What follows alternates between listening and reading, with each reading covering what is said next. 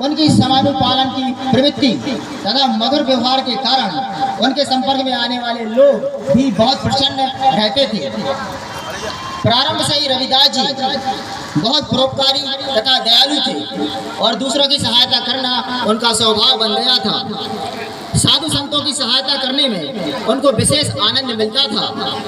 वे प्रायः मूल्य लिए बिना ही उन्हें जूते भेंट कर दिया करते थे।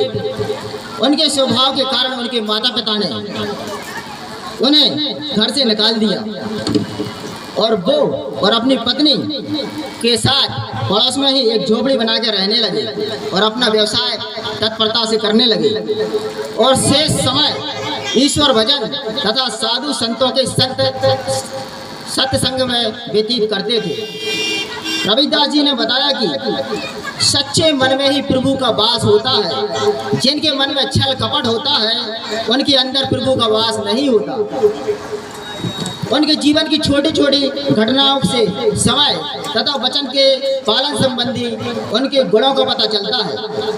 एक बार एक पर्व के अवसर पर पड़ोस के लोग गंगा स्नान के लिए जा रहे थे। रविदास जी के शिष्यों में से एक ने उनसे भी चलने का आग्रह किया। वो बोले, गंगा स्नान के लिए मैं अवश्य चलता, किंतु गंगा स्नान के लिए जाने पर मेरा मन यहाँ लगा रहेगा और पुण्य कैसे प्राप्त होगा। मन जो काम करने के लिए अंतःकरण से तैयार हो वही काम करना उचित है। मन सही है तो इसे कठोर के जल में ही गंगा स्नान का पुण्य प्राप्त किया जा सकता है। कहा जाता है कि इस प्रकार के व्यवहार से बाद में एक कहावत प्रचलित हुई, मन चंगा तो कटौती में गंगा। राज में मिले सभी को अन्न, छोटे बड़े सब सम बसे रविदास रहे प्रसन्न। जात पात के फेर में उलझ रहे सब लोग, मनुष्य को खा रहा है रविदास जात का रोग। जात जात में जात है जो केले के पात, रविदास मनुष्य ना जुड़ सके जब तक जात ना जात। के नाम पर किए जाने वाले विवाद को सारहीन तथा निरर्थक बताया और सबको परस्पर मिलजुल कर प्रेम पूर्वक रहने का उपदेश दिया। वे स्वयं मधुर तथा भक्तिपूर्ण भजनों की रचना करते थे और उन्हें भाव विहीन होकर सुनाते थे। उनका विश्वास था कि रामकृष्ण करीम राघव आदि सब एक ही परमेश्वर के अलग अलग नाम हैं।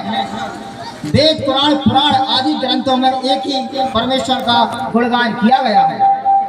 रविदास जी की वाणी में भक्ति की सच्ची भावना, समाज के व्यापक हित की कामना तथा मानव प्रेम से ओतप्रोत होती थी।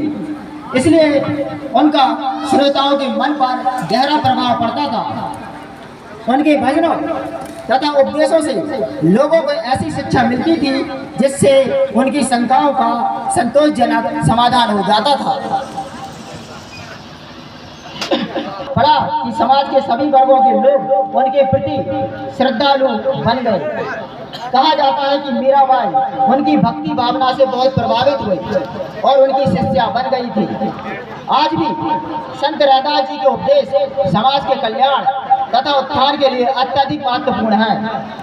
उन्होंने अपने आचरण तथा व्यवहार से यह प्रमाणित कर दिया कि मनुष्य अपने जन्म तथा व्यवसाय के आधार पर नहीं महान बनता। विचारों की श्रेष्ठता, समाज के हित की भावना से प्रेरित कार्य तथा सद्व्यवहार जैसे गुण ही मनुष्य को महान बनाने में सहायक होते हैं। इन्हीं गुणों के कारण संत रविदास जी को अपने समय के समाज में अत्यधिक